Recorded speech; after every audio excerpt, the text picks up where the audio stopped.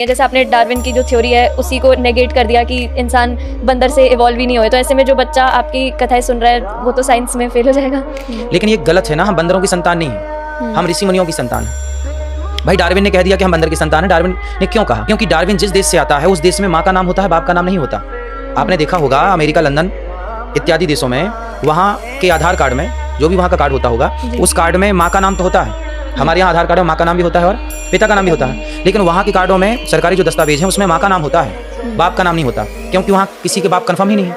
तो डार्विन ठीक कह रहे हैं कि बंदर की संतान है, क्योंकि डार्विन के बाप का पता ही नहीं है। लेकिन हमारे यहाँ तो बाप दादों पूरे खानदान का पता है, इसलिए हमारे यहाँ गोत्र होते हैं। आपका गोत्र क्या है? हमारा शांडिल्य गोत्र है। अंगिरस। हाँ, अंगिरस गोत्र, मतलब आप अंगिरस ऋषि की संतान है, मैं शांडिल्य ऋषि की संतान हूँ। देखो आपके यहाँ गोत्र है ना, हम भारतीयों के यहाँ गोत्र है। हमारा गोत्र ये साबित करता है कि हम जिस गोत्र से जाने गए हम उन ऋषि मुनियों की संतान है, ना कि बंदर की। इसलिए हमारे भारत में डार्विन की थ्योरी गलत सिद्ध होती है। पर एग्जाम में आएगा तो आपको लिखना पड़ेगा, वरना नंबर कट जाएगा।